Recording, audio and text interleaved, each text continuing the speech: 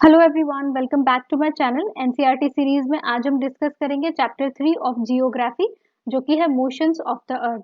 तो आज हम पढ़ेंगे अर्थ के मोशंस के बारे में, यानी कि अर्थ के मूवमेंट्स के बारे में।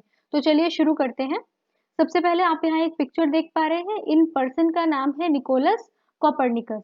कौन है ये निकोलस कॉपरनिकस? तो ये एक मैथमेटिशियन और एस्ट्रोनॉमर है, जिन्होंने ये प्रूव किया था कि अर्थ जो है वो अपने एक्सिस पर, यानी कि हमें स्टेशनरी रुकी हुई दिखाई देती है, जबकि ऐसा नहीं है। अर्थ कंटिन्यूअसली मूव करती रहती है, वो अपने एक्सिस पर स्पिन करती है, यानी कि घूमती है। और इतना ही नहीं, बल्कि वो सन के चारों तरफ भी घूमती है। राइट। सो ये दो पॉइंट्स हमारे पास है। पहला है स्पिनिंग ऑन इट्स एक्सिस। इस मोशन को हम क्या कहेंगे? इसे हम रोटेशन कहते हैं। और दूसरा पॉइंट हमारे पास है movement of the earth around the sun. तो ये अर्थ का जो मूवमेंट है सन के चारों तरफ, इसे हम कहते हैं रेवोल्यूशन। तो चलिए अब इन दोनों मूवमेंट्स को हम एक एक करके पढ़ लेते हैं।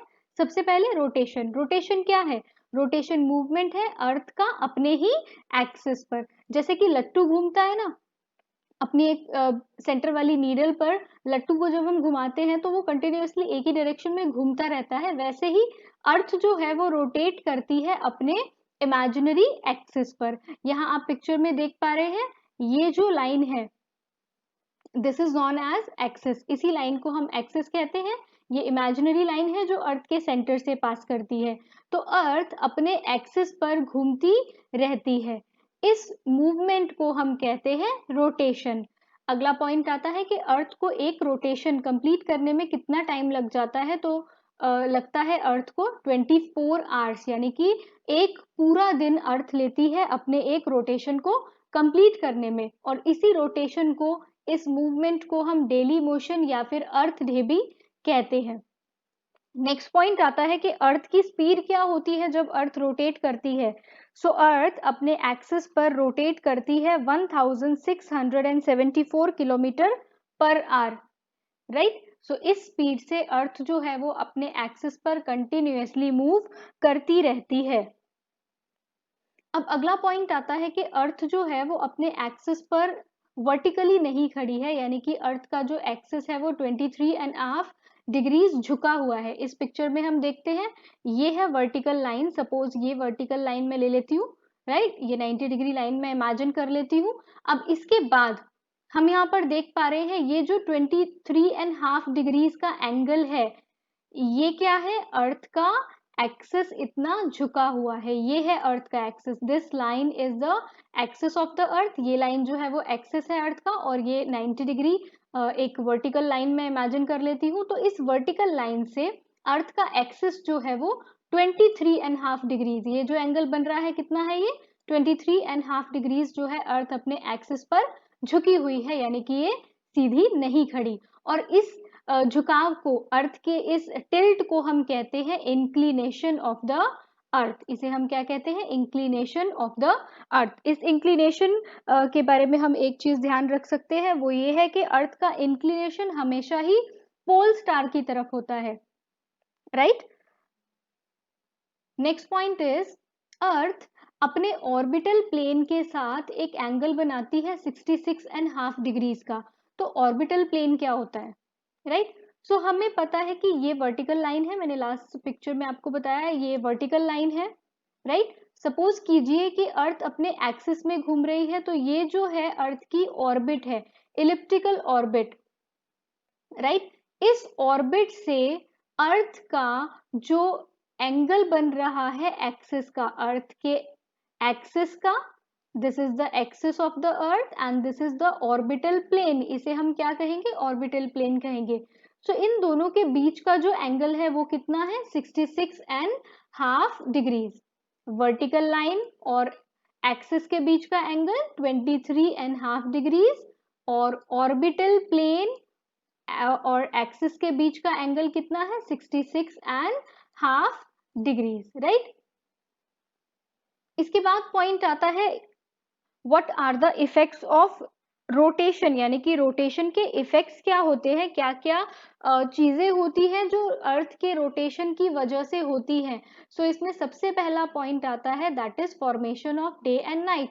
हमें पता है कि अर्थ अपने एक्सिस पर घूमती है, रोटेट करती है, उसी की वजह से ही डे और नाइट जो है होते हैं, दिन और रात होते हैं। कैसे होते हैं?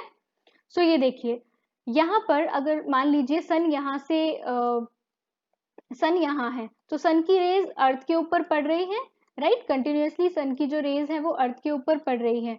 सो जिस पार्ट पे सन की रेज पड़ रही है वहां पर तो क्या है, डे है। और आप यहाँ पे देख सकते हैं ये जो पूरा पार्ट है, ये पूरा पार्ट डे है, और ये पार्ट जो सन के ऑपोजिट फेस कर रहा है, यहाँ पे कोई सन रे नहीं फॉल कर रही है, तो इस पूरे एरिया में क्या है, नाइट है। तो इसी तरीके से डे और नाइट जो है वो फॉल बनते हैं अर्थ के रोटेशन की वजह से। अगला पॉइंट आता है सर्कल ऑफ इल्यूमिनेशन, राइट। ये वो सर्कल है जो अर्थ के डे वाले पार्ट को नाइट वाले पार्ट से अलग करता है। पिक्चर में हमें साफ दिखाई दे रहा है, ये जो सर्कल है, इसी सर्कल को हम कहते हैं सर्कल ऑफ इल्यूमिनेशन, राइट। यहाँ से हमें क्लियरली नजर आ रहा है, ये भी कोई इमेजिनरी सर्कल है, ये कोई परमानेंट सर्कल नहीं है, but it is an imaginary circle जो कि हमें ये बताता है कि हाँ, इस पार्ट में डे है और इस पार्ट में नाइट है। जब अर्थ कंटिन्यूअसली मूव करती रहती है तो ये डे और नाइट के एरियाज चेंज होते रहते हैं, पर सर्कल ऑफ इल्यूमिनेशन बिल्कुल सेम रहेगा। अगला पॉइंट आता है अकरेंस ऑफ टाइड्स, यानी कि रोटेशन की वजह से ही टाइड्स होते हैं। तो ग्रेविटेशनल फोर्स जो है सन का और मून का, वो क्या करता है, हाई टाइड्स अकर करता है, उसकी वजह से हाई टाइड्स होती है, और अर्थ के ग्रेविटेशनल फोर्स की वजह से होती है लो टाइड्स। क्लियर। अगला पॉइंट आता है डिफरेंस इन लोकल टाइम। हमने पढ़ा था कि 1 डिग्री मूव करने में हमारा टाइम चेंज होता है 1 मिनट, यानी कि अगर हम 1 डिग्री मूव करते हैं तो यानी कि हमारे लिए टाइम जो है वो 4 मिनट्स चेंज हो जाएगा। तो ये जो डिफरेंस है टाइम का, लोकल टाइम के चेंज होने का डिफरेंस जो है वो भी किसकी वजह से है, रोटेशन की वजह से। अब सोचिए अगर हम रोटेट ही ना करें, हम अपने ही लॉन्जिट्यूड पे रहे, तो हमारे लिए क्या टाइम चेंज होगा, नहीं होगा बिल्कुल, राइट। सो रोटेशन की वजह से लोकल टाइम चेंज होता है। अगला और लास्ट पॉइंट है कंसेप्ट ऑफ डायरेक्शन। सनराइज और सनसेट की पर बेस्ड जो हमारा कंसेप्ट है डायरेक्शंस का, वो भी किससे लिया गया है, रोटेशन से ही लिया गया है। जैसे अर्थ रोटेट करती है, सनराइज होता है या फिर सनसेट होता है, सो उससे हम डायरेक्शंस का पता लगाते हैं। और एट लास्ट हमें पता है कि रोटेशन से क्या होता है, 24 आवर्स का एक डे बनता है। So this is it for today's video. अगले लेक्चर में हम कवर करेंगे रेवोल्यूशन ऑफ द अर्थ और रेवोल्यूशन के इफेक्ट्स क्या होते हैं। तब तक के लिए बाय बाय।